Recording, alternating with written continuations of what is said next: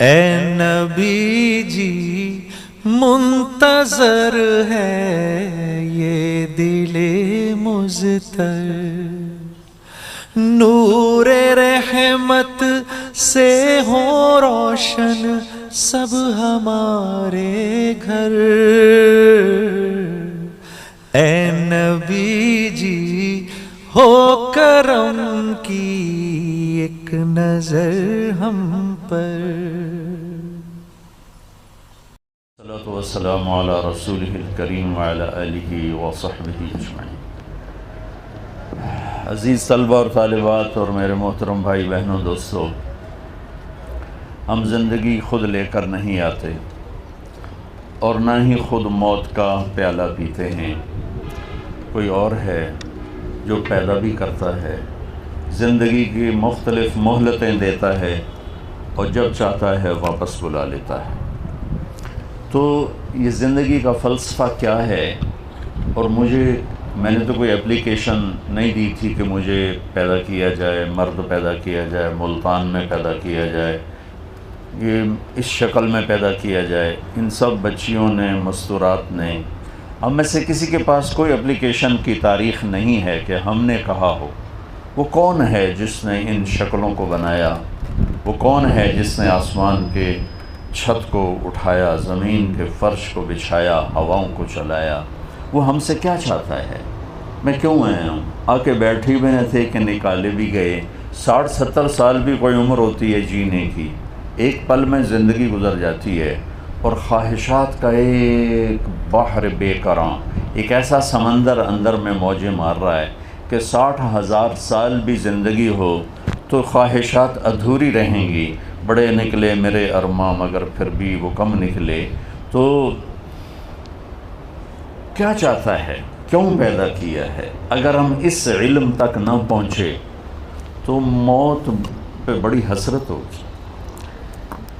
اگر ہم نے اس چیز کو پا لیا، یہ بھید کھل گیا کہ کون ہے، پھر یہ بھی پتہ چل جائے گا کہ چاہتا کیا ہے، پھر مہلت بھی مل جائے گی کچھ کرنے کی۔ تو پوری دنیا اس وقت جتنی جاہل ہے اتنی کبھی جاہل نہیں تھی، معذرت کے ساتھ۔ ہم اس چیز میں لگے ہیں، آپ ساری میڈیکل سائنس کی کتابیں کھولو اور ساری ٹیکنالوجی کی کتابیں کھولو، آپ کو کہیں پتہ چلے گا کون ہے بنانے والا؟ اس کو تھوڑی آواز اونچی کرو۔ آپ کو پتہ چلے گا کون ہے بنانے والا اور کیوں بنا رہا ہے اور کس لیے بنا رہا ہے اور موت کیوں دیتا ہے۔ تو اس ساری چیزوں کا جواب ایک ہستی لے کر آئے، وہ ہے محمد مصطفیٰ صلی اللہ تعالی علیہ وسلم۔ انسان 5 سینسرز سے علم لیتا ہے۔ میرے نبی کے سینسر کیسے تھے؟ آپ نماز پڑھا رہے ہیں، ٹھیک ہے، سلام پھیرنے کے بعد آپ نے فرمایا کیا ہوا؟ لوگ میرے رکوع سے پہلے رکوع کر دیتے ہیں، میرے سجدہ سے پہلے سجدے میں چلے جاتے ہیں، میں جیسے آگے دیکھتا ہوں ایسے ہی پیچھے بھی دیکھتا ہوں، مجھے پیچھے نظر نہیں آ رہا۔ آپ سب بچیوں کو پیچھے نظر نہیں آ رہا۔ آپ کے سب سے بڑے صاحب بیٹھے ہیں اظہر صاحب، ان کو پیچھے نظر نہیں آ رہا، لیکن میرے نبی فرماتے ہیں میں آگے بھی دیکھتا ہوں پیچھے بھی دیکھتا ہوں۔ جس کے پاس ایسی آنکھ ہو اس کا علم کیسا ہوگا؟ پھر یہ تو وہ چھوٹی بات میں نے بتائی، آپ نماز پڑھا رہے تھے اور آپ یوں مصلی پر کھڑے تھے اور آپ نے چلنا شروع کیا، مصلی پہ چلنا شروع کیا، نماز پڑھا رہے ہیں، تلاوت ہو رہی ہے، اور آپ یہ آ رہے ہیں، یہ آ رہے ہیں، یہ آ رہے ہیں، یہ آ رہے ہیں، اور یہاں دیوار آ گئی۔ محراب آپ دیکھتے ہیں اور یہ مینار، یہ پہلی صدی میں نہیں تھے، یہ عمر بن عبدالعزیز رحمۃ اللہ علیہ بنو امیہ کے خلیفہ بنے، انہوں نے محراب بنوائی اور مینار بنایا۔ اب دیوار کے ساتھ لگ کے اب نماز ہو رہی، تھوڑی دیر بعد آپ نے پیچھے ہٹنا شروع کیا، یہ ہٹتے جا رہے ہیں، ہٹتے جا رہے ہیں، ہٹتے جا رہے ہیں، ہٹتے جا رہے ہیں، اور مصلی کے کنارے پر آ کے کھڑے ہو گئے اور آپ نے نماز پوری فرمائی۔ نماز کے بعد صحابہ نے کہا یا رسول اللہ یہ کیا کیا ہے؟ ہم نے تو آج تک کبھی دیکھا نہیں آپ کو۔ مجھے اس خیمے کی چھت کے اوپر نظر کچھ نہیں آ رہا، آپ سب میرے ساتھ ہیں، آپ میں سے کسی کو اوپر نظر نہیں آ رہا۔ اور میرے نبی نے فرمایا کہ میں جب نماز پڑھا رہا تھا تو میرے اللہ نے میرے سامنے جنت کھول دی۔ جنت کہاں ہے؟ 7ویں آسمان سے شروع ہوتی ہے اور اللہ کے عرش کو جا کر اس کی چھت لگتی ہے. اور ایک ہستی ایسے ہیں جو مسجد میں کھڑے ہو کر 7 آسمان کو چیر کر مسجد کو دیکھ رہے ہیں. ان کا علم کیسا ہوگا؟ اور پھر اس کے بعد انہوں نے کہا کہ آپ پیچھے کیوں ہٹے؟ کہا پھر اللہ نے مجھے جہنم دکھائی. جب مجھے جنت دکھائی تو اس کے پھلوں کے گچھے انگوروں کے مجھے لٹکتے نظر آئے، میں آگے ہو گیا. پھر مجھے جہنم دکھائی، اس کی آگ کے شعلے دیکھ کر میں ڈر کے پیچھے ہو گیا. اور پھر یہ بھی بہت چھوٹی چیز ہے، جنت اور جہنم بھی. میرے نبی نے اپنے اللہ کو دیکھا. ثم دنا فتدلی فکان قاب قوسین او ادنی. قاب قوسین آپ سنتے ہی ہوں، سنا ہے؟ قاب قوسین آتا ہے نا؟ کیا کہتے ہیں قاب قوسین؟ کیا ہوتا ہے؟ آپ کو میں فزیکلی دکھاتا ہوں. عربوں میں لڑائی ہوتی تھی اور صدیوں لڑتے رہتے تھے. پھر جب کبھی صلح ہوتی تھی تو صلح کا اظہار کیا ہوتا تھا؟ ادھر سے ایک عرب سردار اٹھتا، ادھر سے دوسرے قبیلے کا سردار اٹھتا. یوں سمجھیے یہ کمان ہے، یہ کمان ہے. وہ آواز گئی، یہ کمان ہے. اور یہ کمان کے اوپر وہ تانت ہے، جس کو تانت کہتے ہیں. وہ ہوتی تھی، آنت ہوتی تھی، بکرے کی آنت ہوتی تھی، کھینچ کے مارتے تھے. تو یہ عرب سردار یوں آتا کہ اپنی کمان کو یوں کرتا تھا، اور ادھر سے دوسرا عرب سردار اپنی کمان کو یوں لا کر یوں ملا دیتا تھا. یہ آپ نے دیکھ لیا؟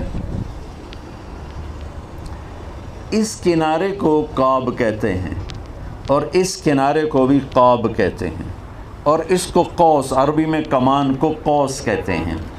تو میں قربان جاؤں، میرا اللہ یوں فرما. اچھا، جب یہ 2 کنارے مل جاتے ہیں تو اب اس میں فاصلے ختم ہو گئے، فاصلے ختم ہو گئے. یہ اعلان ہوتا تھا کہ بھائی ہماری دشمنیاں ختم ہو گئیں، ہمارے فاصلے ختم ہو گئے، ہم آپس میں دوست بن گئے. اب میرا اللہ اپنے حبیب سے جو ملاقات ہوئی ہے اس کو یوں اعلان فرما رہا ہے، وَالنَّجْمِ إِذَا هَوَى مَا ضَلَّ صَاحِبُكُمْ وَمَا غَوَى وَمَا يَنطِقُ عَنِ الْهَوَى إِنْ هُوَ إِلَّا وَحْيٌ يُوحَى عَلَّمَهُ شَدِيدُ الْقُوَى ذُو مِرَّةٍ فَاسْتَوَى وَهُوَ بِالْأُفُقِ الْأَعْلَى ثُمَّ دَنَا فَتَدَلَّى فَكَانَ قاب قوسین او ادنی. جیسے 2 کمانیں آپس میں ملتی ہیں اور فاصلے ختم ہو جاتے ہیں، میرا محبوب مجھ سے ایسے ملا کہ 2 کمانوں کی طرح میرے اور اس کے درمیان فاصلے ختم ہو گئے. اس کے بعد فرمایا او ادنی. اس کے بعد کوئی قریب ہونے کا فاصلہ موجود ہے؟ اس کے بعد کوئی قربت کے لیے قدم اٹھانے کی ضرورت ہے؟ میرے اللہ کہہ رہے ہیں نہیں، میرا نبی اس سے بھی زیادہ میرے قریب ہو گیا. تو اس پر ہم ایمان لاتے ہیں چونکہ قرآن ہے. سمجھیں گے آخرت میں ہی جا کر کہ او ادنا کا کیا مطلب ہے، کہ یہاں پہنچنے کے بعد فاصلے تو مٹ گئے، پھر اللہ کہہ رہا ہے اس سے بھی زیادہ میرے محبوب میرے قریب ہوئے. اور سر کی آنکھوں سے اللہ کو دیکھا. جس ہستی میں اتنی طاقت ہو کہ سر کی آنکھوں سے اللہ کو دیکھ لے. موسیٰ علیہ السلام نے اللہ سے عرض کی، یا اللہ ارنی انظر الیک، تجھے دیکھنا چاہتا ہوں. لن ترانی، موسیٰ نہیں دیکھ سکو گے. یہ تو قرآن ہے. اور حدیث میں ہے لن یرانی حی الا مات، موسیٰ زندہ دیکھے گا مر جائے گا. ولا رطب الا تفرق، کوئی تر دیکھے گا خشک ہو جائے گا.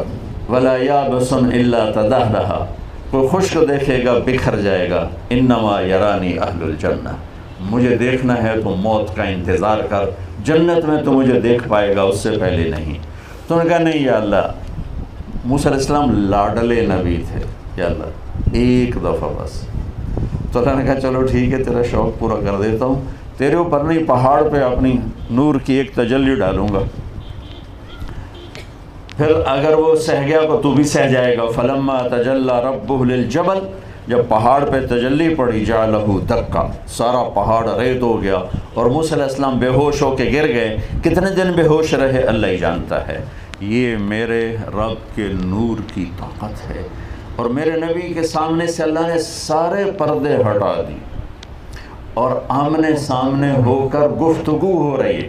السلام علیکہ ایھا النبی، اے میرے محبوب آپ کا رب آپ کو سلام پیش کرتا ہے. سبحان، کیا بڑی بات، کیا بڑی بات. آپ کا رب آپ کو سلام پیش کرتا ہے۔ تو آپ کہہ رہے ہیں التحیات للہ والصلوات والطیبات، میرا جینا مرنا جان مال ہر شے میرے مولا تیرے لیے ہے۔ اور اللہ کہہ رہے ہیں السلام علیک ایھا النبی ورحمۃ اللہ وبرکاتہ۔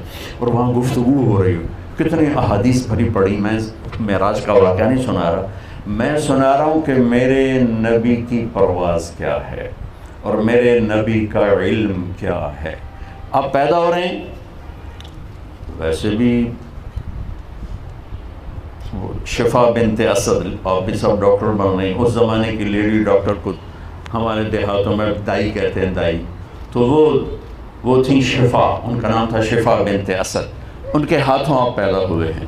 بچہ پیدا ہوتا ہے تو بہت کچھ پیٹ سے نکلتا ہے، 9 مہینے کا رکا ہوا، اور بچہ بھی ایسے ہی گندگی میں بھرا ہوتا ہے، نہلایا جاتا ہے، آپ تو لیڈی ڈاکٹر ہیں روزانہ دیکھتے ہیں۔ لیکن جب میرے نبی ماں کے پیٹ سے باہر نکلے تو جسم پر ایک ذرے کے برابر کوئی گندگی نہیں تھی، اور پیٹ سے کچھ بھی نہیں نکلا، اور جو ہی نکلے کمرے میں روشنی پھیل گئی، خوشبو پھیل گئی۔ یہ پیدائشی سب سے جدا اور نرالی ہے۔ وہ کہا یہ کیا ہوا؟ وہ جو یہ شفا بنت عمر جو ہیں، یہ حضرت عبد الرحمن بن عوف کی والدہ بنی ہیں یہ بعد میں، اور یہ ایمان لائی بات۔ تو حیران ہو کے بچے کو دیکھ رہی، آپ کو لٹایا ماں کے پہلو میں، یہ بچہ 15 منٹ کا ہے، 20 منٹ کا ہے، اب یوں پڑے ہوئے ہیں، آپ نے ایک دم کروٹ بدلی، اوندھے نہیں ہوئے، فل سجدے میں چلے گئے، ماتھا ٹیکا، ہاتھ اٹھائے، گھٹنوں پہ ویسے ہی پریشر دیا جیسے ہم سجدے میں دیتے ہیں، اور لمبا سجدہ کیا۔ ماں بھی ڈر گئی، دائی بھی ڈر گئی، حیران پریشان، یہ اس بچے میں اتنی طاقت کہاں سے آ گئی؟ لمبے سجدے میں کیا آتے ہی اعلان کیا کہ بندگی لے کر آیا ہوں جس میں نماز سب سے اعلیٰ ہے، اور دنیا سے جاتے ہوئے بھی اعلان کیا میری امت نماز نہ چھوڑنا، یہ آپ کے آخری الفاظ تھے، نماز نہ چھوڑنا۔ میری زندگی گزر گئی پھر سفر میں 10% سے زیادہ لوگ نمازی نہیں ہیں، 90% مرد عورت بچے بچیاں چھوٹے بڑے نماز چھوڑ کے، اور میرے نبی آئے تو سجدہ کیا، گئے تو نماز نماز نماز نماز دہراتے چلے۔ اس کے بعد آپ نے سجدے سے سر اٹھایا، چھاتی کو اوپر کیا، اس ہاتھ کا سہارا لیا، یہ ہاتھ اوپر اٹھا کے انگلی کو یوں کیا تو سارے کمرے میں نور ہی نور پھیل گیا۔ تو وہ گھبرا گئی دونوں، ماں اور لیڈی ڈاکٹر، انہوں نے خیر ان کو ماں نے اٹھا کے گود میں لیا۔ یہ حصہ سنانا چاہتا تھا کہ یہ ہستی پیدائشی کس طرح علم کو اندر لیا اور پھر کیسے ڈیلیور کیا۔ ماں نے گود میں لے لیا کہ ہوا کیا، یہ ہے کیا؟ ان کو دیکھ رہی ہیں تو ایک گھر کی چھت پھٹتی ہوئی نظر آئی، اور اندر فوگ آ گئی، بادل نہیں تھا، دھند، اس کو عربی میں غمام کہتے ہیں، اس بادل کو سحاب کہتے ہیں، تو غمام، دخل الغمام، فوگ اندر آئی اور پورے کمرے میں اندھیرا چھا گیا، اور اس کے اندر سے آواز آئی طوفوا بہ مشارق الارض و مغاربہا، اس بچے کو مشرق مغرب پھرا دو، لِيَعْرَفُوا بِاسْمِهِ وَنَعْتِهِ وَصُورَتِهِ، تاکہ ساری دنیا کو پتہ چلے کہ یہ کون ہیں، اور ان کے پیچھے چلنے والوں کو منزل ملے گی، باقی اندھیروں میں بھٹک جائیں گے، چاہے وہ افلاک کو چھو لیں اور زمین کی تنابوں کو سکڑ دیں اور فتوحات کے جھنڈے گاڑ دیں، اگر وہ یہاں نہیں پہنچے ہیں در مصطفیٰ تک تو ہلاک ہیں، برباد ہیں، دنیا میں چند ٹکڑے مل جائیں گے، آگے ہلاکت کے سوا کچھ نہیں ہے۔ تو آواز آئی اس بچے کو مشرق مغرب پھراؤ تاکہ ساری دنیا جان لے یہ کون ہیں، کیا ہیں، ان کے پیچھے چل کے مجلس ملے گی، میں کامیابی ملے گی۔ اب اگلے جملے آپ سب بچے بچیاں اور سارے حضرات غور سے سنو۔ فرمایا اسے آدم کے اخلاق دو، اسے شیش کی معرفت دو، اسے نوح کی شجاعت دو، اسے ابراہیم کی دوستی دو، اسے اسماعیل کی قربانی دو، اسے صالح کی فصاحت دو، اسے لوط کی حکمت دو، اسے اسحاق کی رضا دو، اسے یعقوب کی اسحاق کی بشارت دو، اسحاق کی رضا دو، اسے یوسف کا حسن و جمال دو، اسے موسیٰ کا جاہ و جلال دو، اسے دانیال کی محبت دو، اسے الیاس کا وقار دو، اسے ایوب کا دل دو، اسے داؤد کی شیریں زبان دو، اسے یونس کی اطاعت دو، اسے یحییٰ کی پاک دامنی دو، اسے عیسیٰ کا زہد دو، اور تمام نبیوں کو جو دیا وہ اس نبی کے اندر اتار دو۔ پیدائش کے 1 گھنٹے میں تمام نبیوں کا علم لے کر 63 برس ایک ہستی نے پرواز کی، وہ ہمارے پاس یہ پیغام لے کر آئے ان ربکم اللہ۔ کون ہے پیدا کرنے والا؟ کچھ پتہ نہیں۔ ایک ٹورسٹ مجھے بولا چیکوسلوواکین اور آئیلینڈ پہنچا ہوا تھا، میں نے پوچھا آپ جانتے ہیں ہمیں پیدا کرنے والا کون ہے؟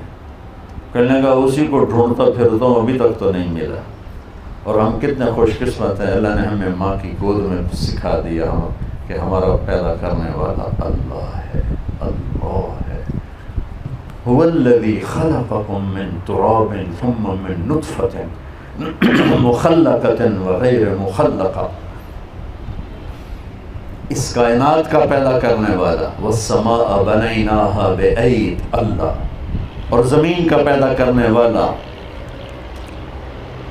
والارض فرشناها، زمین کا پیدا کرنے والا۔ والارض وما طحاها، زمین کا پیدا کرنے والا۔ والارض بعد ذلك دحاها، زمین کو بچھانے والا۔ والارض وما طحاها، اس کے اندر پہاڑ گاڑنے والا۔ والجبال ارساها، اس میں پانی کے ذخیرے جمع کرنے والا۔ فاسکناہ فی الارض، اور اس کو اندر سے نکال کے باہر لانے والا۔ وفجرنا الارض عیونا فالتقى الماء على امر قد قدر، آسمان کو بادلوں سے بھرنے والا۔ والسحاب المسخر بین السماء والارض، آسمان سے بارش برسانے والا۔ انا صببنا الماء صبا، زمین کو پھاڑنے والا۔ ثم شققنا الارض شقا، پھر زمین سے سب کچھ نکالنے والا۔ فانبتنا فیہا حبا وعنبا وقضبا وزیتونا ونخلا وحدائق غلبا وفاکہۃ وابا، یہ سب اللہ ہے، سب اللہ ہے۔ پھر گٹھلی دانے کو پھاڑنے والا۔ ان اللہ فالق الحب والنوا، پھر دن اور رات کا نظام لانے والا۔ یغشی اللیل النہار، پھر سورج کو چلانے والا۔ الشمس تجری لمستقر لہا، پھر چاند کو گھٹانے بڑھانے والا۔ والقمر قدرناہ منازل حتی عاد کالعرجون القدیم، پھر ستاروں کو حرکت دینے والا۔ والسماء والطارق وما ادراک ما الطارق النجم الثاقب والنجم اذا هوى ما ضل صاحبكم وما غوى وبالنجم هم يهتدون ولقد زينا السماء الدنيا بمصابيح، سورج چاند ستاروں سیاروں کو حرکت دینے والا۔ الشمس والقمر والنجوم مسخرات بأمره الا له الخلق والامر فتبارك الله رب العالمین، فتبارك الله رب العالمین۔ کڑوے پانی بنانے والا۔ هذا ملح اجاج، میٹھے پانی بنانے والا۔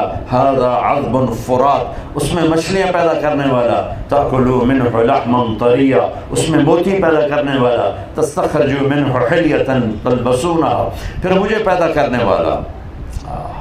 واللہ خلقکم من تراب ثم من نطفة ثم من علقة، تیرے رب نے تجھے مٹی سے نکالا، مٹی سے غذا میں ڈالا، غذا سے گندے پانی میں ڈالا، گندے پانی سے ماں کے پیٹ میں ڈالا۔ پھر ثم خلقنا النطفة علقة فخلقنا العلقة مضغة فخلقنا المضغة عظاما فكسونا العظام لحما ثم انشأناه خلقا آخر، پھر میرا رب یہ شکلیں دے کر ہمیں دنیا میں اس نے بھیجا۔ اب جس نے صحیح علم میں نے آپ کے سامنے پیش کیا کہ ہمارا بنانے والا کون ہے۔ اسٹیفن ہاکنگ یہاں تک پہنچ گیا۔ نیوٹن نے کہا تھا 4 فورسز اس کائنات کو چلاتی، تو ایک ہمارے پاکستانی سائنسدان عبدالسلام اور کچھ امریکن دو تھے، انہوں نے 79 میں یہ ڈسکور کیا کہ 4 نہیں ہے 3 ہیں۔ اسٹیفن ہاکنگ یہاں تک پہنچا کہ 3 نہیں 1 ہے، چونکہ اس کا علم قرآن کے ساتھ ریلیٹڈ نہیں تھا، وہ میرے نبی کو نہیں جانتا تھا۔ اس سے پوچھا گیا وہ ایک طاقت خدا ہے کہ نہیں؟ وہ نہیں، کہ کیوں؟ کہ پھر اس سے سائنس کی ترقی رک جائے گی. یہ ایک جاہل کا علم ہے جو اپنے اللہ کو نہیں پہچان سکا. یہ کہہ رہا ہے کہ کائنات کو 4 فورسز نہیں، 3 نہیں، صرف ایک طاقت چلا رہی. اور میرے نبی نے آج سے 14 سال اور ہر نبی نے آتے ہی کہا، ہر قل هو اللہ احد اللہ الصمد لم یلد ولم یولد ولم یکن له کفوا احد. مجھے یہ کہنے لگا کہ آپ کہتے ہیں گاڈ نے سب کچھ بنایا، تو گاڈ کو کس نے بنایا؟ میں نے کہا گاڈ اسے کہتے ہیں جسے کسی نے نہ بنایا ہو. لفظ گاڈ کا مطلب ہی یہ ہے، یہ لفظ اللہ کا مطلب یہ ہے کہ جسے کسی نے نہ بنایا ہو، جس سے کوئی پیدا نہ ہوا ہو، جو کسی سے پیدا نہ ہوا ہو، جس کا ہم سر ٹکر ہم شکل کوئی نہ ہو، اسے کہتے ہیں گاڈ اور اسے کہتے ہیں اللہ. قل هو اللہ احد اللہ الصمد لم یلد ولم یولد ولم یکن له کفوا احد. یہ بچوں صحیح علم ہے کہ ہمارا پیدا کرنے والا اللہ. موت کون دیتا ہے؟ اللہ. میڈیکل، آپ کی میڈیکل سائنس میں بیچ میں سے واپس آیا ہوں، شکر ہے. میں ڈاکٹر ہوتا تو شاید آپ مجھے پوچھتے بھی نہ، گھاس بھی نہ ڈالتے. ڈاکٹر تو کتنے بیچارے رولتے پھرتے ہیں، خار امیر کوئی پوچھتا نہیں. اس عاشقی میں عزت سادات بھی گئی. 70s میں ڈاکٹر بڑا ایک خوبصورت فریم تھا، بڑی پیاری شکل تھی. تو اس وقت مجھے میرے باپ ڈاکٹر بنانا چاہتے تھے. اللہ نے مجھے پہنچا کے واپس لے لیا اور اس راستے پہ ڈال دیا. میرا بھائی ڈاکٹری پہ لگ گیا. تو وہ کبھی جب ہم اکٹھے ہوتے کہتے مجھے تیرے فیوچر کا بڑا فکر ہے، تیرا کیا بنے گا؟ میں کہا میں تو مولوی ہوں، میں تو پہن کے بھی کھا لوں گا، تو فکر کر اپنا. وہ کہا ڈاکٹر کا تو بڑا فیوچر ہے. میں کہا ٹھیک ہے. وہ 80s شروع میں فارغ ہوا تو ڈاکٹروں کا سیلاب آ چکا تھا اور جابس ختم اور ڈاکٹر زیادہ. تو ایک دن مجھ سے کہنے لگا پہلے تیری فکر کرتا تھا، اب اپنی فکر لگ گئی کہ اب میرا کیا بنے گا. میڈیکل سائنس میں 200 جواب ہیں موت کسے کہتے ہیں، اور سارے غلط ہیں. اور میرے نبی کا ایک جواب ہے، اللہ یتوفی الانفس حین موتها والتی لم تمت فی منامها فیمسک التی قضى علیها الموت ویرسل الاخرى. وہ اللہ ہے جو تمہاری روحوں کو کھینچ لیتا ہے، اس روح کے جسم سے نکل جانے کا نام موت ہے. ایسا محکم جواب کہ جس کو چیلنج نہیں کیا جا سکتا.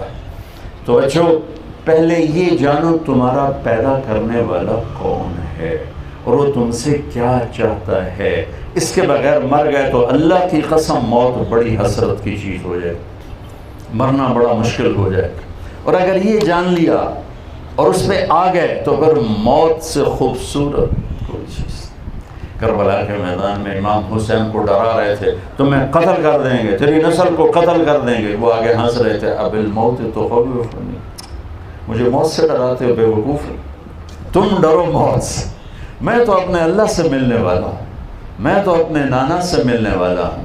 تسی اپنی فکر کرو بھی تواڈے نال مر کے کی بڑھنا.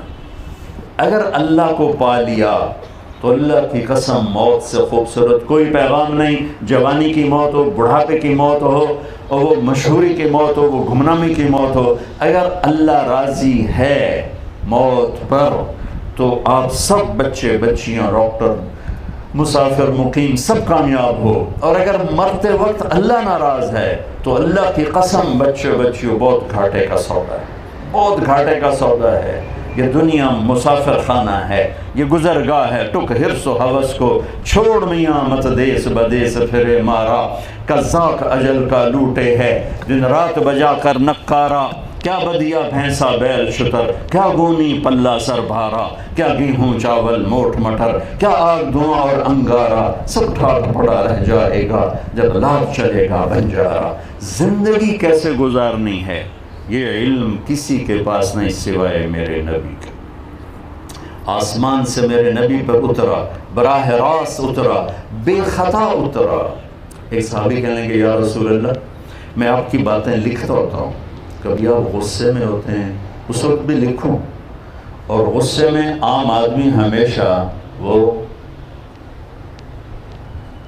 ڈی ٹریک ہوتا ہے، کبھی صحیح نہیں بول سکتا. کتنا بڑا بزرگ ہو، کتنا بڑا علامہ ڈاکٹر ہو، غصے میں ٹیڑھا ہو جائے گا.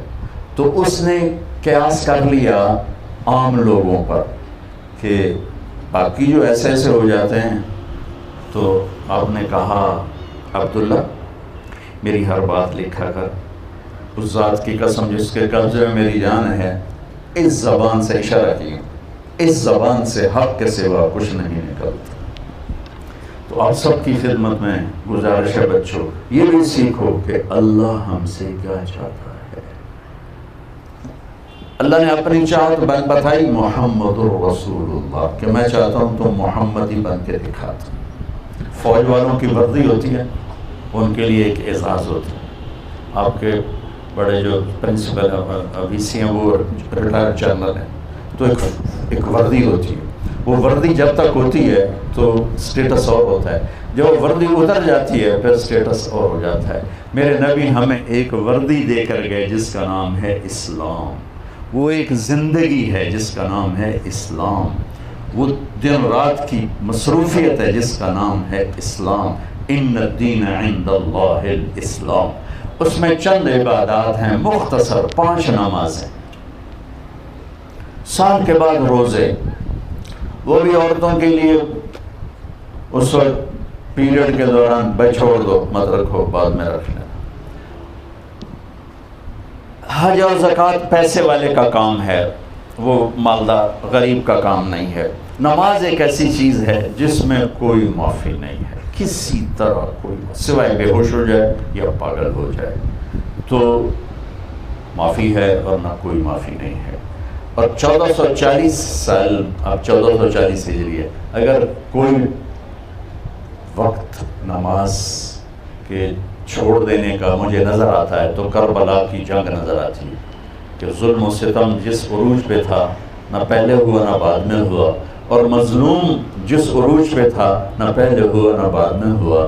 اور جب نماز کے لیے جب سورج ڈھلا یوں اور امام عالی مقام کی نظر پڑی سورج ڈھل گیا ہے، تو آپ نے ایسے اشارہ کیا، زہیر آپ کے غلام شمر سے کہو نماز پڑھنی ہے، سبحان نماز پڑھنی ہے۔ تو انہوں نے آگے بڑھ کے اسے کہا چند لمحے رک جاؤ نماز پڑھنے تو۔ اس کمبخت نے کہا ہماری تلوار چلے گی، تم پڑھو یا نہ پڑھو۔ تو انہوں نے آ کر کہا کہ جی چھٹی نہیں ہے۔ تو آپ نے فرمایا وہ جنگ نہیں روکیں گے، ہم نماز نہیں چھوڑیں گے، ہم یہ پیغام دیں گے کہ اس حال میں بھی سجدہ نہیں چھوٹ سکتا، زیر خنجر بھی یہ پیغام سنایا۔ تو بچوں ایک بات یہ ہے کہ اپنی زندگی میں نماز کو داخل کرو۔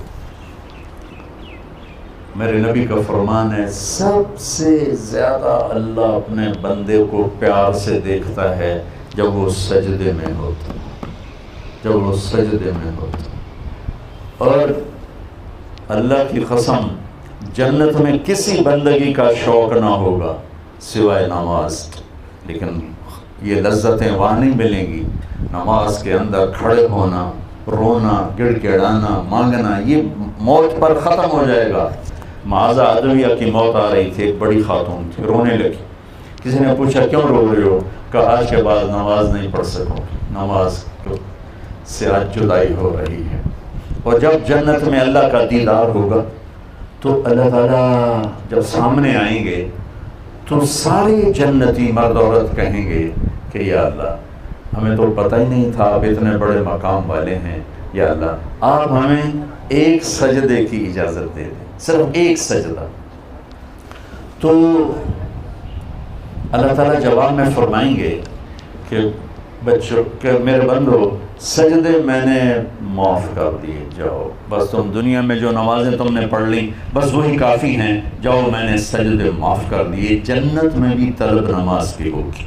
نماز کے بعد اللہ نے پہلی امتوں کو 2 نمازیں دیں، فجر کی 2 رکعت، عصر کی 2 رکعت۔ تلاوت کوئی نہیں، صرف تسبیح، مسجد کوئی نہیں، اپنی اپنی عبادت کا، باجماعت نماز کوئی نہیں، اذان کوئی نہیں، 2 رکعت فجر، 2 رکعت عصر، بہت مختصر اور بے کیف سی، لیکن ہمیں 5 نمازیں دی، اذان دی، مسجد دی، باجماعت نماز دی مردوں کے لیے، تلاوت دی، پورے حضرت عثمان امیر المومنین تھے، حرم شریف میں تھے مکہ حج کے لیے، تو آ کے نفلوں کی نیت باندھی اور سورۃ فاتحہ کے بعد الف لام میم ذالک الکتاب سے قرآن کو پڑھنا شروع کیا، اور والناس پہ جا کے ایک رکعت میں پورا قرآن پڑھ کے رکوع کیا۔ ہمیں اللہ نے ایسی نماز دی ہے۔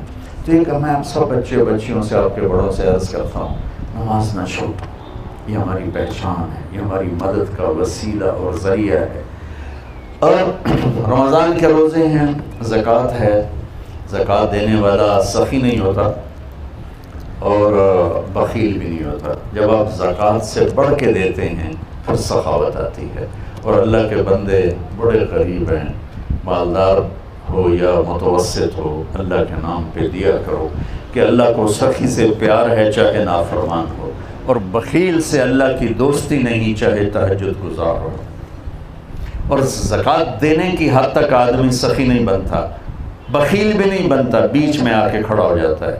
بیچ میں ایک کچھ ہے نا ہماری مخلوق، جو نہ مرد ہے نہ عورت ہیں، بیچ والے ہیں۔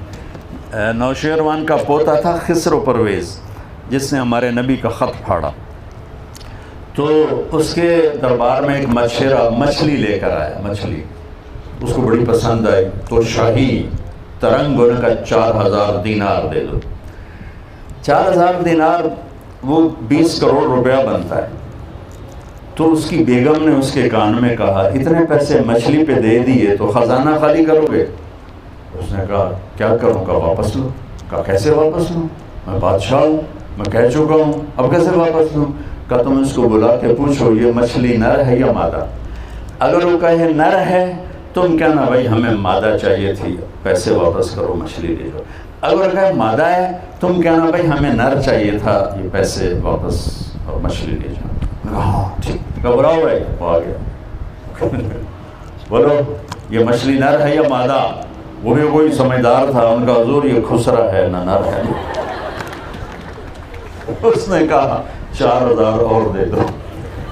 تو اس کی بیوی کا نام شیری تھا، وہ بڑی غصے میں آئی، انہوں نے کہا یہ تو آگے سے بھی کام بڑھ گیا۔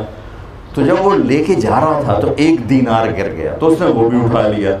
تو شیرین تو پہلے ہی اتار کھائے بیٹھے، کہا دیکھا دیکھا یہ کیسا کنجوس بے غیرت ہے، 8000 دینار اس کی 8 نسلوں کو کافی ہے، اور ایک گرا ہے وہ بھی نہیں چھوڑا، یہ اس قابل ہی نہیں اس کو دیا جائے، واپس دو۔ پھر اس کو بلا لیا، اور بھائی ہم نے تمہیں اتنا دے دیا تھا تو اب کیا ضرورت تھی اس 1 دینار کو اٹھانے کی؟ انہوں نے کہا حضور اس پہ آپ کے نام کی مہر تھی، کسی کا پاؤں پڑ جاتا تو بےدبی ہوتی، اس لیے میں نے اٹھا لیا۔ انہوں نے کہا 4000 اور دے دو۔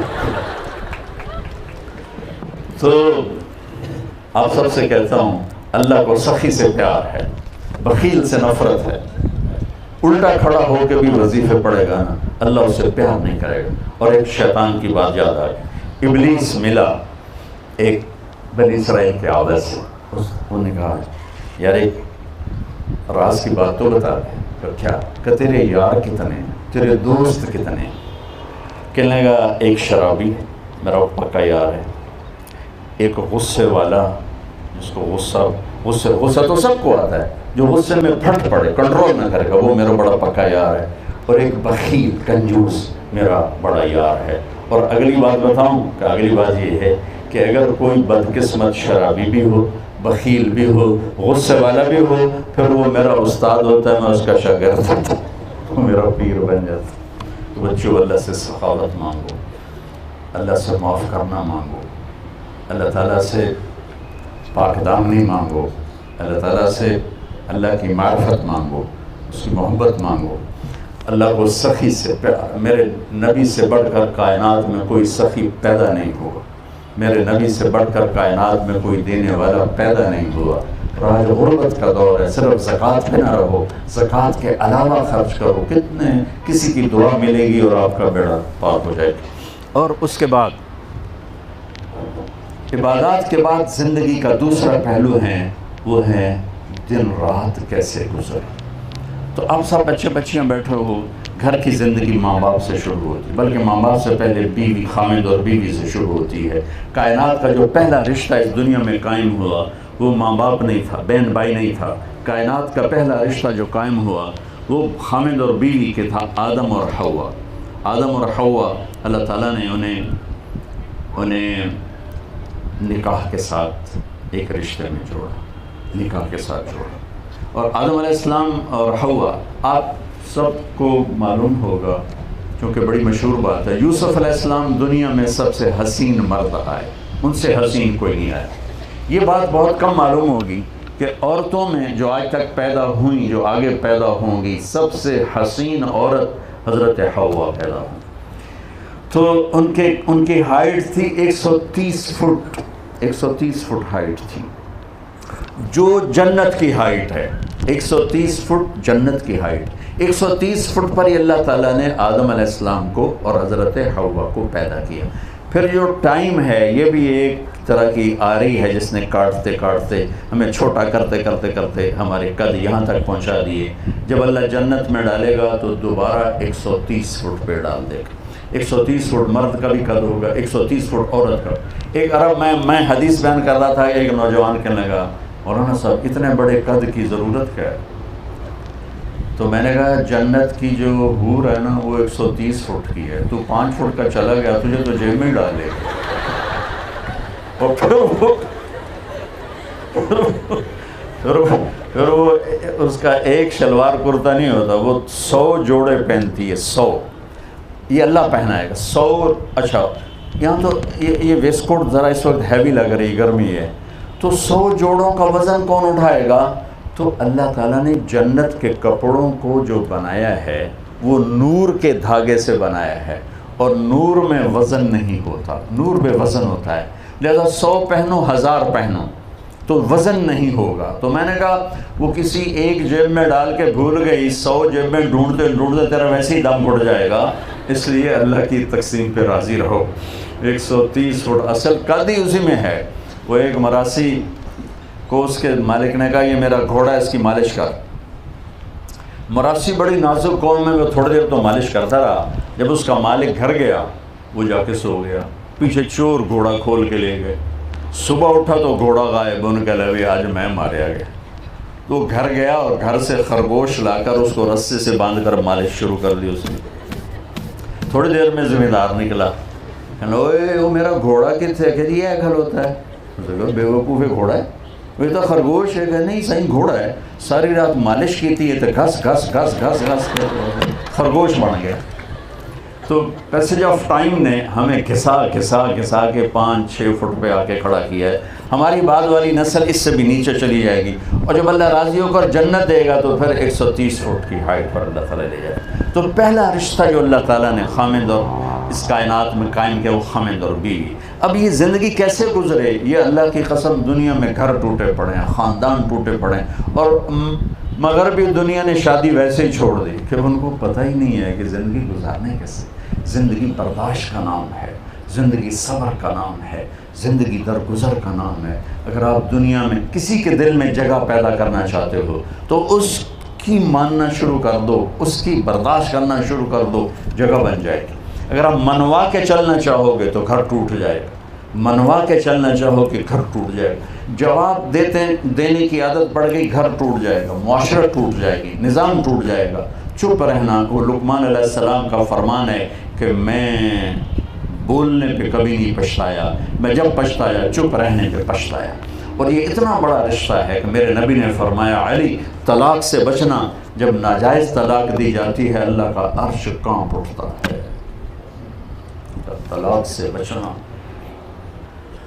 اوہ کتنے گھر اجڑ گئے کہ اپنے نبی کی زندگی نہیں جانتے. بس بچہ ڈاکٹر بن گیا شادی کر دو، بچی ڈاکٹر بن گئی شادی کر دو. انسان بھی ہے کہ نہیں ہے؟ ہمارے ماحول میں یہ نہیں دیکھا جاتا کہ انسان کیسا ہے، وہ بچی اپنی صفت میں کیسی ہے، وہ اپنی صفات میں کیسا ہے. اب لوگ جو پڑھے لکھے لوگ ہیں وہ پوچھتے ہیں تعلیم کتنی ہے، تاجر لوگ پوچھتے ہیں کاروبار کیسا ہے، جاب والے پوچھتے ہیں نوکری کیا کرتا ہے. میرا زمیندارہ تعلق ہے تو زمیندار پوچھتے ہیں زمین کتنی ہے. تو میرے خاندان میں ایک بہت نیک بچی، بہت خوبصورت، اس کی منگنی ہوئی. میں نے اس کی خالہ سے پوچھا, وہ سارے یہاں دی مشترکہ خالہ ہے. میں کہا ماسی پنجابی میں خالہ. میں کہا ماسی چھوڑ کے ہو جائے, لڑکا کیسا ہے؟ کتنی آسان بات ہے, ماسی چھوڑ کے ہو جائے. مجھ سے کہیں گے پترو دے 14 مربع 14. اب میں کیا پوچھ رہا ہوں, میں نے دہرایا, میں نے کہا ماسی چھوڑ کے ہو جائے کہ پترو دے 14 مربع 14. میں نے تیسری دفعہ کہا, میں نے کہا ماسی میں پوچھتا پیا چھوڑ کے ہو جائے کہ پتر دسی تا جاننی ہے تینوں سوری نہیں لگتی پی 14 مربع ہوتی. میں کہا مربع نال پرناونا ہے یا اس بندے نال پرناونا ہے؟ یہ میرے دیس کا سٹیٹس ہے شادی کا. وہ یہ نہیں دیکھتے کہ انسانیت کتنی ہے, وہ دیکھتے ہیں پیسہ کتنا ہے, شکل تو 4 دن کے بعد ساری کشش ہی ختم ہو جاتی. صرف ایک چیز کی کشش باقی رہتی ہے, وہ اخلاق, وہ خدمت, وہ محبت, وہ میٹھا بول. میٹھے بول سے دنیا خرید لو. میں نے ایک سکیچ بنایا, میری زندگی بچوں سفروں میں گزر گئی, 50 سال سے پھر رہا ہوں, اور 30 سال سے زیادہ, 20 سال تو پڑھائی میں گزرے, 30 سال سے مسلسل پھر رہا. تو بسوں کے پیچھے عجیب و غریب جملے لکھے ہوتے ہیں. نئی بس کے پیچھے لکھا ہوتا ہے ویکھ چال چکوری دی, ویکھ ٹور چکوری. اچھا میں کہتا تھا پتہ نہیں یہ کیوں لکھتے ہیں. جب میں زامبیا گیا تو وہ ہمیں جنگل لے گئے, وہاں وہ 10,000 25,000 کلومیٹر کا جنگل ہے, 3-4 ملکوں کو گھیرے ہوئے. تو ہمیں جنگل دکھانے لے گئے, رات میں ہم جنگل میں ٹھہرے. تو وہاں میں نے زندگی میں پہلی دفعہ ویسے تو چکور دیکھا تھا پنجرے میں, لیکن وہاں چکور آزاد دیکھا. تو اس کی جو میں نے چال دیکھی تو میں نے کہا ہمارے بسوں والے صحیح لکھتے ہیں ویکھ ٹور چکوری دی. کیا نخرہ ہے. جب وہ پرانی ہو جاتی ہے تو لکھا ہوتا ہے ہارن دے کر پاس کریں. جب تھوڑی اور پرانی ہوتی ہے تو لکھا ہوتا ہے یا پاس کر یا برداشت کر. اور جب وہ اور پرانی ہو جائے تو ایک ملنگ بنا ہوتا ہے, لکھا ہوتا ہے نہ چھیڑ ملنگانوں. اور جب وہ دوبارہ رنگ روغن ہو کے آ جائے تو لکھا ہوتا ہے خدا نے ایک بار پھر دلہن بنا دی.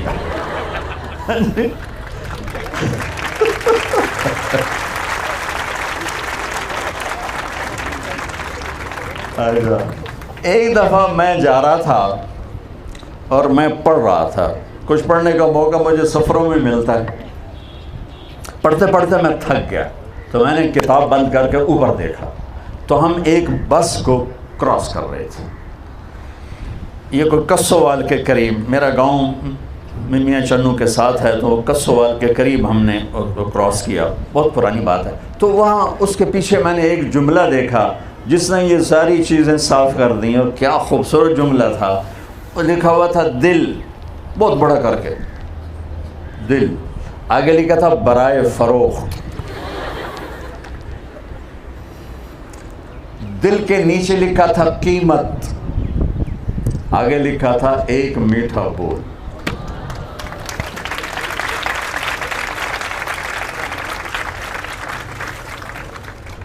آپ میرے بھائی بہنوں, میرے بچے بچیوں, میٹھا بول سیکھ لو,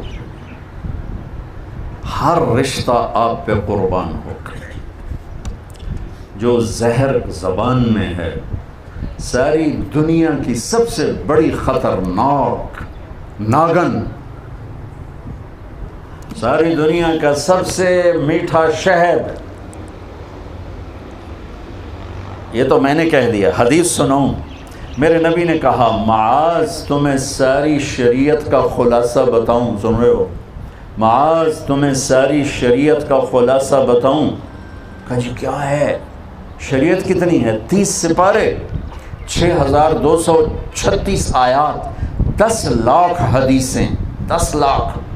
امام بخاری نے 6 لاکھ حدیثوں میں سے 7000 حدیثوں کو لکھا ہے. تو اب میں اس لیے بتا رہا ہوں تاکہ آپ کو بات کا وزن ہو آپ کے اوپر کہ 30 سپارے, 10 لاکھ حدیثیں اور لاکھوں کروڑوں کتابیں لکھی پڑی ہیں. معاذ ساری شریعت کا خلاصہ بتاؤں. بتانے والا میں ہوتا تو غلط بھی ہو سکتا ہے, صحیح بھی ہو سکتا ہے. بتانے والا کوئی علامہ ہوتا تو غلط بھی ہو سکتا ہے, صحیح بھی ہو سکتا ہے. بتانے والا میرا نبی ہے. معاذ ساری شریعت کا خلاصہ بتاؤں. کل کیا ہے؟ تو مجھے دیکھو سب, آپ نے کہا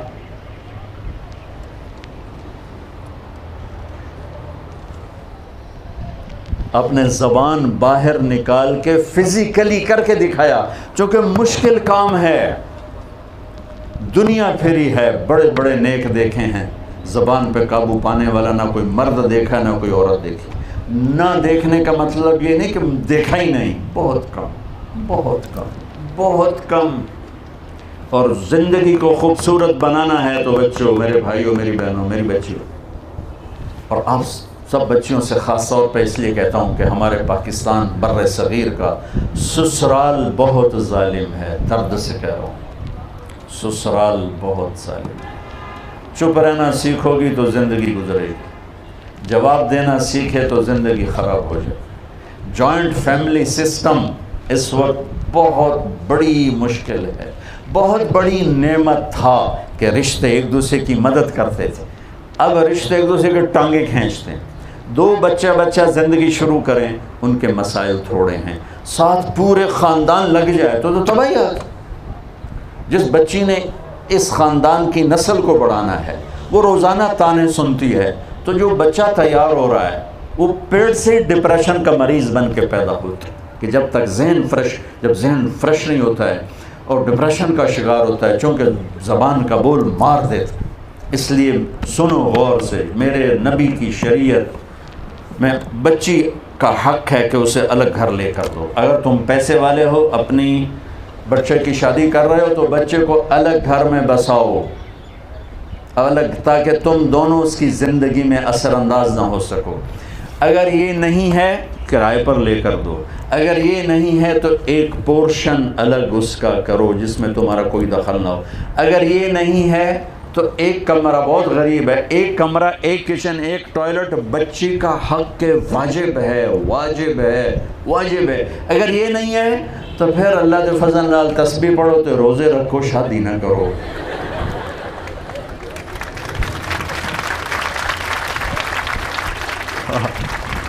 کسی کی بیٹی کو برباد نہ کرو، بیچاری تانے سن سن برباد ہو جائے۔ یہ اس کا حق کے واجب ہے کہ اس کے لیے الگ گھر ہو، الگ گھر نہیں، الگ کمرہ ہو، الگ کچن ہو، تاکہ آپس میں لڑائی کم ہو، آپس میں لڑائی کم ہو۔ اور میں درد سے کہہ رہا ہوں، ہمارا سسرالی معاشرہ سنگ دل ہے۔ کیا وجہ ہے؟ شریعت کا نہیں پتہ ہے۔ میرے نبی نے تعریف فرمائی مدینے والوں کی، آپ نے کہا یہ جو میرے مدینے والے ہیں یہ بڑے اچھے صحابہ ہیں، ان کے گھر میں کسی کی بیٹی آ جائے تو اسے پتہ ہی نہیں چلتا سسرال میں ہوں یا اپنے ماں باپ کے گھر ہوں، اتنا اچھا سلوک ملتا ہے۔ اور ایک خامند بیوی ہے، میرے نبی نے فرمایا، دونوں کو بیلنس کر کے بتاؤں گا، میرے نبی نے فرمایا شریف آدمی بیوی کو عزت دیتا ہے اور کمینہ آدمی بیوی کو ذلیل کرتا ہے۔ اور میں کمینہ بن کے نہیں رہنا چاہتا، میں شریف بن کے رہنا چاہتا ہوں۔ دوبارہ سنو، عربی میں پہلے سنا تھا، یغلبن الکریم ویغلبہن اللئیم لأن اکون کریما مغلوبا احب الی من ان اکون غالبا لئیما۔ آپ نے فرمایا شریف آدمی اپنی بیوی کو عزت دیتا ہے، اس کو آگے رکھتا ہے، اس کی رائے کو ترجیح دیتا ہے، اور کمینہ آدمی اپنی بیوی کو ذلیل کر کے رکھتا ہے اور اسے نیچے دبا کے رکھتا ہے، اس کو بے عزت کر کے رکھتا ہے۔ آپ نے فرمایا میں کمینہ بن کے نہیں رہوں گا، میں عزت دار بن کے رہوں گا، میں اپنی بیوی کو عزت دوں گا۔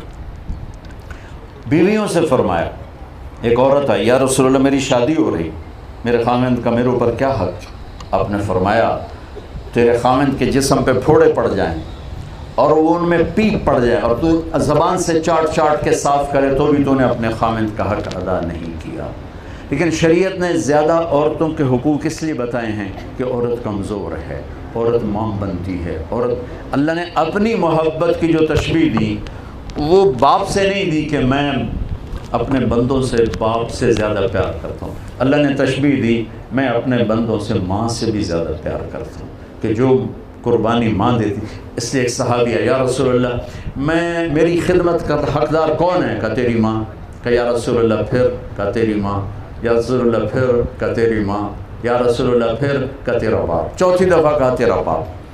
تو اب آخر آپ کی شادیاں ہونی ہیں، شادی شدہ بیٹھے ہیں، میرے نبی نے زندگی کیسے گزاری، یہ تعلیم آپ کو صرف دربار رسالت سے ملے گی اور کہیں سے نہیں ملے گی۔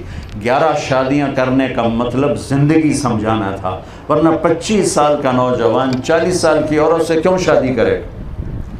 ایک منگنی ٹوٹی ورقہ بن نوفل سے، ایک نکاح سے بیوہ ہوئیں ابو حالہ سے، دوسرے نکاح سے بیوہ ہوئیں ابن عبس سے، پہلے نکاح سے ایک بیٹا ایک بیٹی ہند اور حالہ، دوسرے نکاح سے ایک بیٹا اس کا نام معلوم نہیں ہو سکا، اور 40 برس کی عمر جوانی کا بارڈر ہوتا ہے، جوانی ختم ہو رہی ہوتی ہے، بڑھاپا آ رہا ہوتا ہے، اور میرے نبی 25 سال کے بھرپور جوان ہو کر 40 سال کی عورت سے شادی کر کے زندگی کے 25 سال ساتھ گزار دیتے ہیں، اور اس کے بعد 50 سال کی عمر میں 63 سال تک 13 سال میں 10 شادیاں کرتے ہیں۔ یہ شوق کی نہیں، حدیث سناتا ہوں، ما تزوجت وما زوجت الا بوحی من السماء نزل به جبریل، میں نے جہاں شادی کی، میں نے جہاں بیٹی دی، پہلے آسمان سے جبریل آیا اللہ کا امر لے کر، پھر میں نے قدم اٹھایا۔ تو میرے نبی کی زندگی، آپ بطور خامند کیسے تھے، آپ کی بیویاں بطور بیوی کیسی تھیں، یہ سیکھنا، یہ سمجھنا ہمارے اوپر فرض ہے، ورنہ زندگی خراب ہو جائے۔ اللہ کی قسم میرے عزیزو، زندگی پیسے سے نہیں بنتی، ڈگریوں سے نہیں بنتی، شکلوں سے نہیں بنتی، گاڑیوں سے نہیں بنتی، زندگی میرے نبی والے اخلاق سے چلتی۔ حضرت میمونہ رضی اللہ تعالیٰ عنہ کے گھر میں آپ تھے، آپ کو پیشاب آیا، آپ اٹھ کے باہر نکل گئے، پیچھے حضرت میمونہ کی آنکھ کھل گئی۔ حضرت میمونہ آپ کی آخری بیوی ہیں جن سے آپ نے 7 ہجری میں نکاح کیے۔ ان کو شیطان نے چکر دے دیا کہ یہ مجھے چھوڑ کے نا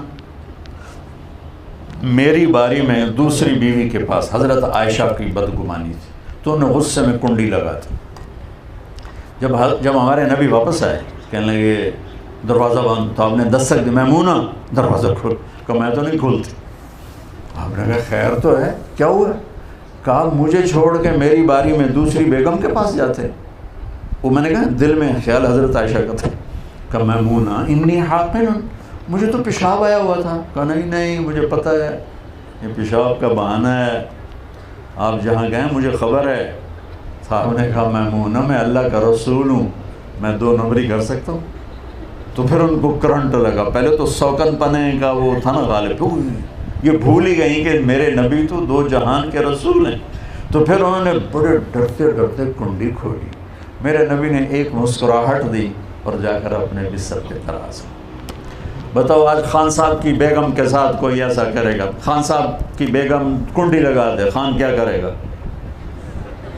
بولو۔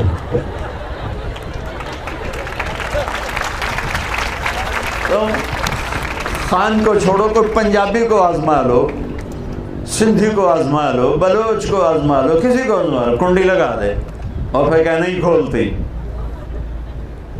میں قربان جاؤں، یہ میرے نبی نے زندگی سکھائی۔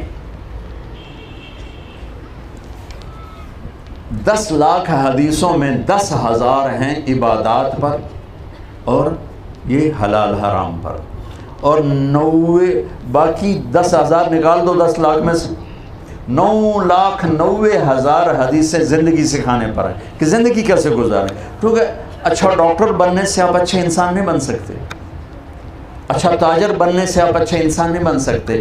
اچھا انسان بنیں گے جب آپ نبی والی غلامی پہ آئیں گے، اچھی خاتون بنیں گے، اچھی لڑکی بنو گی جب آپ نبی کی بیگمات کی زندگی پہ رہو گی، اور وہ زندگی میرے نبی نے انتہائی خوبصورت کر کے گزاری۔ حضرت عائشہ کو لقمے بنا کے کھلاتے تھے، یہ اظہار عشق صرف سکھانے کے لیے تھا۔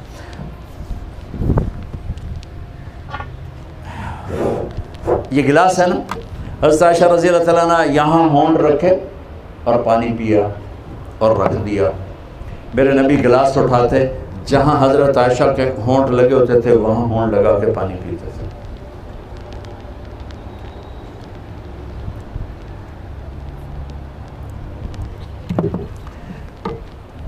گوشت کے بڑے بڑے ٹکڑے پکائے جاتے تھے، حضرت عائشہ گوشت کا ٹکڑا اٹھاتی، کاٹا 2-3 جگہ سے رکھ دیا، میرے نبی اٹھا کے دکھا کے وہیں سے کھاتے تھے۔ یہ زندگی سکھانے کے لیے۔ میرے پاس ایک نوجوان آیا کہ میرا بیوی سے جھگڑا ہوتا ہے روزانہ، مجھے کوئی وظیفہ دو۔ میں نے کہا بیویوں پہ وظیفہ چلتا ہی نہیں ہے. کہنے لگا تعویذ دو تعویذ. میں نے کہا بیویوں پہ تعویذ نہیں چلتے. میں نے کہا پھر کیا کروں؟ میں نے کہا ایک سنت ہے اس پہ عمل کرو. ہاں بھائی. میں نے کہا ایسا کرو جب تم کھانا کھانے بیٹھو نا تو 1-2 نوالے روزانہ اپنے ہاتھ سے کھلا دیا کرو. کہنے لگا اس سے کیا ہوگا؟ میں نے کہا تم دیکھ لینا کیا ہوگا. تو چند دن گزرے اس کا فون آیا حال احوال پوچھنے. میں نے کہا وہ میرے والا کام کیا تھا؟ کہا نہیں. کیوں؟ کہتا شرم آتی. تو میں نے کہا بیوی سے لڑتے شرم نہیں آتی؟ بولا کمزور سے بھی کوئی لڑتا ہے. عورت تو کمزور ہے بے شک، اس سے بھی کوئی لڑتا ہے. تم برداشت کرو. کہا جاؤ یہ کرو پھر مجھے بتاؤ. 2 گھنٹے بعد اس کا فون آیا. کہا مولانا صاحب کمال ہوا، جب میں نے اس کے منہ میں لقمہ ڈالا اس کا منہ وہیں کھلا رہ گیا.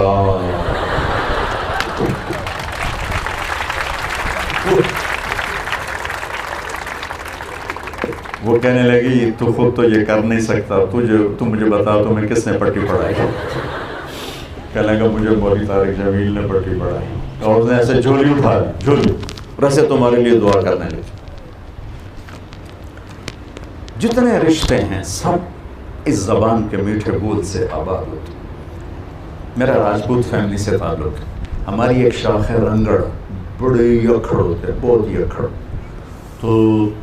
تو میں نے ایک دوست کو فون کیا تو وہ گھر پہ تھے نہیں، تو ان کی بیگم نے کہا ہے نہیں. میں نے کہا بتا دینا میں نے فون کیا. تو بعد میں وہ مجھے کہنے لگے کہ مولانا صاحب بڑا لطیفہ ہو. میں نے کہا کیا ہوا؟ میں نے کہا جب میں گھر آیا تو میری بیگم نے کہا وہ تھا مولوی کا فون آیا تھا. میں نے کہا کون سا مولوی؟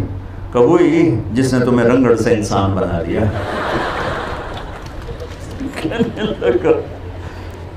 کیا کہہ رہی ہے؟ کہ ٹھیک کہہ رہی. میں نے کہا میں پہلے انسان نہیں تھا؟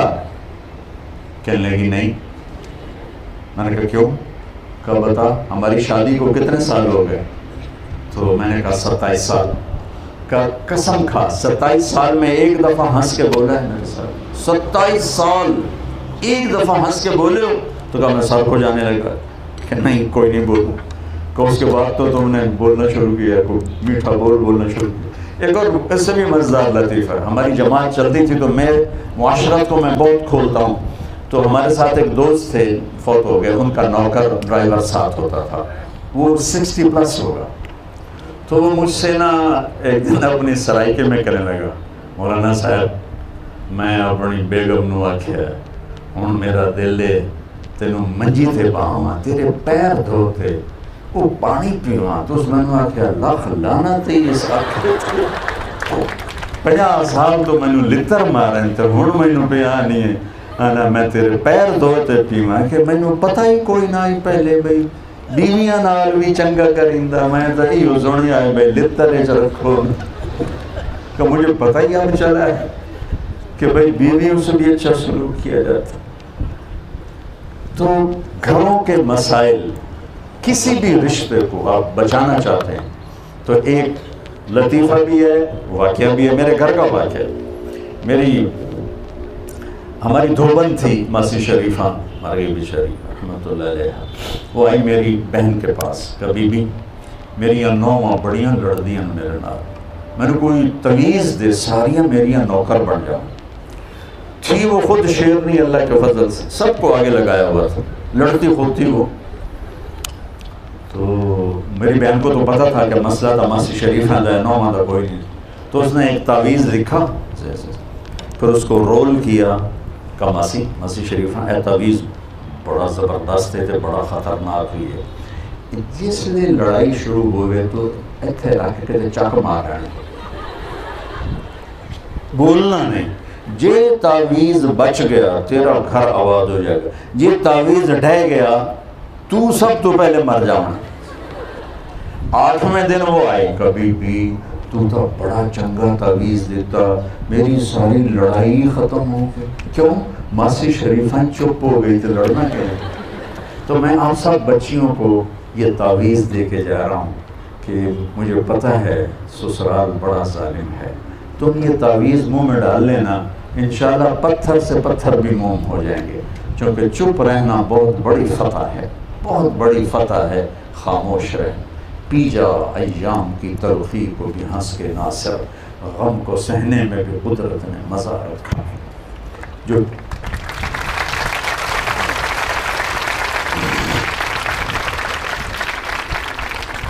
پھر والدین کا رشتہ ہے تو میرے نبی نے فرمایا، میرے نبی قاب قوسین، میرے نبی جنت کی چابی ہاتھ میں، میرے نبی اللہ کا جھنڈا ہاتھ میں، میرے نبی اولین و آخرین کے سردار، میرے نبی حبیب اللہ، کسی نبی کا نسب آدم تک محفوظ نہیں، میرا نبی محمد بن عبداللہ بن عبد المطلب بن ہاشم بن عبد مناف بن قصی بن کلاب بن مرہ بن کعب بن لبی بن غالب بن فہر بن مالک بن نضر بن کنانہ بن خزیمہ بن مدرکہ بن الیاس بن مضر بن نزار بن معد بن عدنان بن اود بن حمیصہ بن سلامان بن عوس بن بوز بن قموال بن ابی بن عوام بن ناشد بن حزا بن بلداس بن یدلاف بن طابق بن جاحم بن ناحش بن ماقی بن عیفی بن عبقر بن عبید بن الدعاء بن حمدان بن سنبر بن یثربی بن یحزن بن یلحن بن ارعوى بن عیزی بن زیشان بن عیسى بن اقنار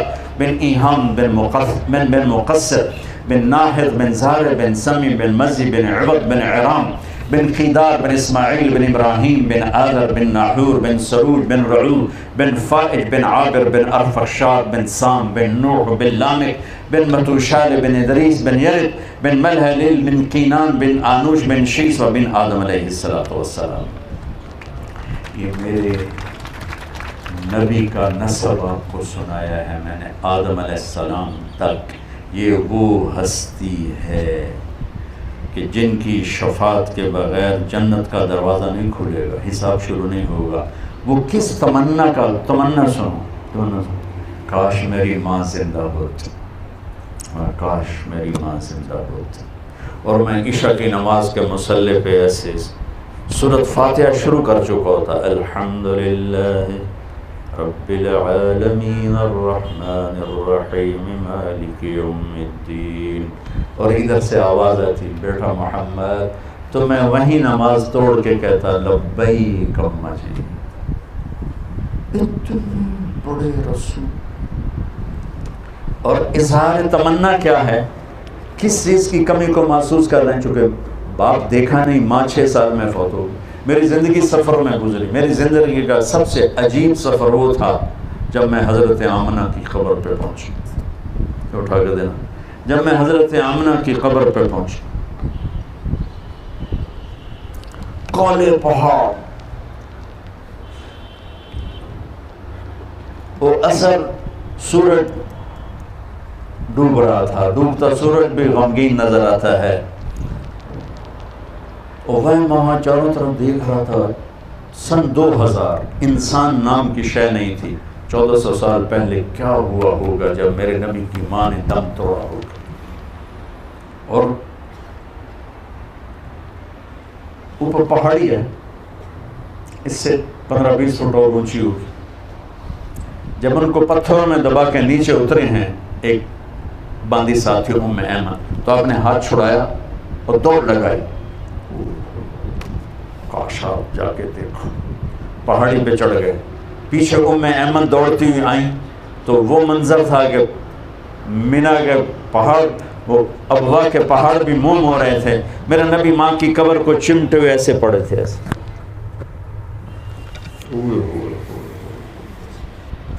جب ام ایمن قریب ہوئی تو آپ نے سنا، آپ کہہ رہے تھے ماں جی آپ کو تو خبر تھی آپ کے سوا میرا کوئی نہیں، پھر آپ مجھے چھوڑ کے کہاں چلی گئی؟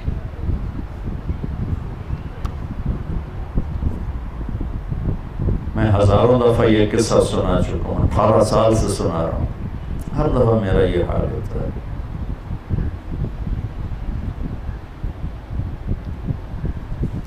ام ایمن نے اٹھانے کی کوشش کی، انکار کر نہیں، چھوڑ دو، یہیں چھوڑ دو، کھینچ کے نیچے لائیں۔ 7ویں دن آنسو ختم ہو جاتے ہیں، رونا بھی چاہو تو نہیں رونا آتا، اور میرے نبی 7ویں دن نہیں 57 سال کے بعد 6 + 57 63 حج پہ جا رہے ہیں۔ جب ابوا پہنچے تو ابوا ایک گاؤں ہے، وہاں سب کے ٹھہرنے کا انتظام تھا، اور یہ حج کا قافلہ 60-70 ہزار کا ہو چکا تھا، اور آپ نے اپنے اونٹنی کو پہاڑوں میں ڈال دیا۔ نئے لوگ حیران کہ ادھر تو شے کو نہیں جانتے کتنے گئے، قریب کے لوگوں کو پتہ تھا کہ ماں کی زیارت کو جا رہے ہیں۔ آپ اونٹنی سے اترے، پہاڑ پہ چڑھے، ماں کی قبر پہ کیسے بیٹھے؟ احرام تھا، گرمی شدید تھی، اپریل کا مہینہ تھا، یوں جیسے بچے بیٹھتے ہیں، گھٹنے اٹھائے، ہاتھ گھٹنوں پہ رکھے اور سر گھٹنوں میں دیا۔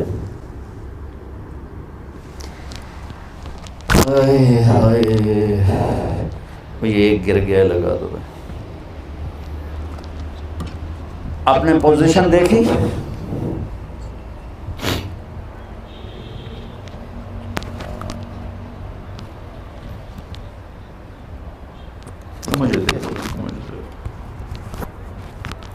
اس کیفیت میں جو میں نے آپ کو فزیکلی کر کے دکھائی،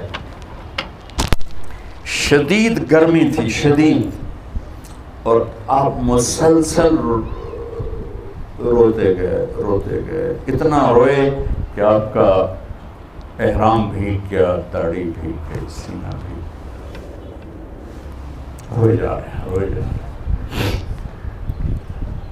اور پھر کب اٹھے پتہ نہیں، لیکن اعلان فرمایا کہ میں آج رات اپنی ماں کے پاس گیا۔ ماں باپ تھوڑی مدت کے ساتھی ہوتے ہیں، چلے جاتے ہیں، انہیں دکھ دے کے بھیجنے والوں سے بڑا بد نصیب کوئی نہیں ہوتا ہے۔ میرے نبی سے پوچھا گیا، یا رسول اللہ قیامت کب آئے گی؟ تو آپ نے فرمایا اللہ کو پتہ ہے۔ کہا کوئی نشانی بتا؟ تو آپ بچیاں غور سے سننا، بچیاں، یا رسول اللہ کوئی نشانی بتا دیں؟ تو آپ نے فرمایا جب بیٹیاں بھی ماؤں کو ذلیل کریں گی تو کیا ہوتا ہے؟ جب بیٹیاں بھی ماؤں کو ذلیل کریں گی تو کیا ہوتا ہے؟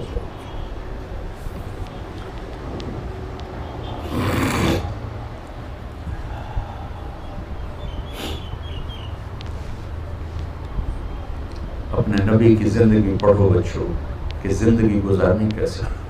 یہ بھی کوئی زندگی ہے کہ پیسہ بناؤ، پیسہ بناؤ، پیسہ بناؤ، پیسہ بناؤ، یہ کوئی زندگی؟ کہ بہن بھائی، ہر رشتے کو میرے نبی نے، سبحان اللہ، میرے نبی نے فرمایا جس کو اللہ نے 2 بہنیں دی اور اس نے ان کا حق ادا کیا، تو قیامت تک آپ کی نظر تھی۔ کیا آپ کو پتہ تھا بر صغیر کے معاشرے میں بہنوں کو وراثت میں کوئی حق نہیں ملے گا؟ تو آپ اس وقت کہہ رہے ہیں جب ابھی عرب میں بھی یہی دستور تھا، بہنوں کو کچھ نہیں دیتے تھے، سارا عرب کھاتے تھے، اور ہمارا بھی یہی دستور ہے، بیٹیوں کو کچھ نہیں ملتا، سب بیٹے لے جاتے ہیں۔ اور والدین جان بوجھ کے اولاد اپنے بچوں کے نام کراتے ہیں، بچیوں کے نام نہیں کراتے۔ جائیداد تقسیم ہو جائے، جائیداد تقسیم ہو جائے، جائیداد کو خدا بنایا ہوا ہے۔ تو میرے نبی نے فرمایا جس کو اللہ نے دو بہنیں دی اور اس نے ان کا حق ادا کیا تو وہ جنت میں داخل ہو گیا۔ اولاد کی تربیت، جس کو اللہ نے 3 بیٹیاں دی اور اس نے ان کو ڈولی میں بٹھا دیا تو جنت اس پہ واجب ہو گئی۔ ایک صحابی بولے یا رسول اللہ 2 ہوں، آپ نے کہا 2 ہوں شادی کر دے، اس پہ جنت واجب۔ ایک نے کہا 1 بیٹی ہوگا، 1 کو بھی ڈولی میں بٹھا دے گا تو جنت واجب ہو جائے گی۔ تو میرے عزیز ہو، یہ ایک خوبصورت زندگی ہے جو ہمارے نبی ہمیں سکھا کے گئے۔ میں 1.25 گھنٹے میں کتنے بیان کر سکتا ہوں؟ میں صرف آپ کو ٹپس دے سکتا ہوں، ہنٹس دے سکتا ہوں کہ اللہ کے واسطے قرآن سے جڑو، اپنے نبی کی سیرت سے جڑو، اس کو بھی پڑھو جو پڑھ رہے ہو۔ اللہ تمہیں ایسا علم عطا فرمائے کہ تمہاری FCPS کی ڈگری وہ انگلینڈ کی ڈگری سے بڑی ہو جائے۔ جب تک آپ علم میں فقیر رہو گے، عزت سے سر اٹھا کے زندہ نہیں رہ سکتے۔ جو قوم اپنا علم بھی نہ خود تلاش کر سکے، اسے عزت سے رہنے کا کوئی حق حاصل نہیں۔ تمہارا بڑا ڈاکٹر وہ ہوتا ہے جو امریکہ سے ڈگری لے کر آئے، اور ہم اس دن آزاد ہوں گے جب ہمارا ڈاکٹر یہاں کا امریکہ سے بڑی ڈگری والا شمار ہوگا۔ کہ علم وراثت نہیں ہے، علم محنت ہے، جو محنت کرے گا اللہ اس کا سینہ کھول دے گا۔ اور ہمارے بچے بچیاں پڑھتے ہیں صرف ڈگری کے لیے اور آگے جاب کے لیے، اور ہمارے ادارے بھی عام طور پہ تعلیمی ادارے نہیں ہیں، کاروباری ادارے ہیں۔ اس لیے نہ ان میں جوش ہے کہ ہم اپنے بچوں کے اندر علم کی شمع روشن کریں، نہ ہماری نسل میں شوق ہے کہ بھی ہم کچھ علم لینے والے بنے، بس ایک ڈگری مل جائے، آگے جاب مل جائے، بس یہاں تک ہماری پرواز ہے، اور یہ بہت پست پرواز۔ بچوں اپنی زندگی کو خوبصورت بناؤ، بہن بھائیوں کے رشتے۔ حجاج کے سامنے 3 مجرم پیش کیے گئے، ساتھ ایک خاتون تھی، تو اس نے کہا ان کو قتل کر دو، تو وہ خاتون کہنے لگی ہم غریب لوگ ہیں، معاف کر دو۔ کہنے لگا تیری سفارش پہ ایک کو معاف کر دیتا، تو ایک اس کا بیٹا تھا، ایک اس کا خامن تھا، ایک اس کا بھائی تھا۔ تو وہ کہنے لگی شادی تو پھر بھی ہو جائے گی اور بیٹا بھی مل جائے گا، بھائی نہیں ملے گا، ماں پہ وہ مر گئے۔ وہ کہنے لگی میرا بھائی چھوڑ دے، باقی دونوں مار دے۔ تو اس نے کہا میں تیرے چناؤ کو سلام کرتا ہوں، تیرے اس خوبصورت انتخاب کو سلام کرتا ہوں، جا تینوں لے جاؤ۔ اس نے تینوں کو چھوڑ دیا، تینوں۔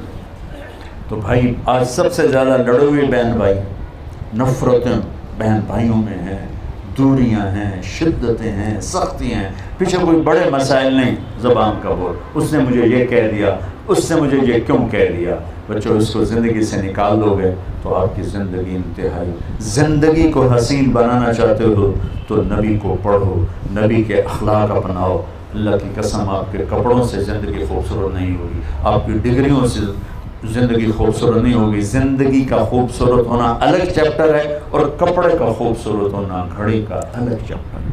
ہم اسی میں گم ہو گئے ہیں کہ زندگی کو خوبصورت بنانے کا طریقہ کیا ہے، بہت بڑی گاڑی ہو، بہت بڑا بنگلہ ہو، بڑی قیمتی گھڑی ہو، فون ہو، یہ ہے، یہ بہت چھوٹے سلسلے ہیں۔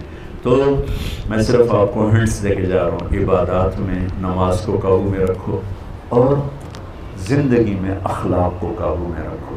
اخلاق اچھے ہوں گے تو ہر رشتہ وہ قیمتی بن جائے گا، خوبصورت بن جائے گا۔ معاف کرنا سیکھو، درگزر کرنا سیکھو، سہ جانا سیکھو، گالی کے جواب میں چپ رہنا سیکھو، کسی کی غیبت نہ کرو، کسی کی برائی نہ کرو۔ تو نیت کرتے ہو سارے؟ اچھا آپ بہت سے یہاں رہتے ہو تو آپس میں لڑائی بھی ہو جاتی ہوگی، تو کسی کا کسی سے بول چال بند بھی ہوگا، تو میری آخری گزارش یہ ہے کہ اگر کسی سے لڑے ہوئے تو صلح کر لینا۔ اللہ کو پسند نہیں کہ 2 مسلمان آپس میں بول چال بند ہو۔ جب بول چال بند ہوتا ہے تو اللہ ان کی فائل بند کر دیتا ہے۔ اللہ تعالیٰ فرماتا ہے جب تک یہ صلح نہیں کرتے ان کا کوئی نیک عمل مجھ تک نہیں پہنچنا چاہیے۔ آپس میں بول چال کا بند ہونا اتنا خوفناک کام ہے۔ تو اگر آپ اپنی عمل کو بچانا چاہتے ہیں، اپنی نیکیوں کو بچانا چاہتے ہیں، تو کسی سے لڑو نہیں۔ ہو جائے اونچ نیچ تو بول چال بند مت کرو، بول چال سے باقی رکھو، خود پہل کر لو۔ وہ ذلیل کرے خاموش ہو کے سن لو، تو انشاءاللہ آپ دیکھنا یہ دنیا بھی آپ کے لیے جنت بنے گی، اور آخرت تو جنت ہے ہی۔ اللہ تعالیٰ مجھے آپ کو عمل کی توفیق بخشے۔ السلام علیکم۔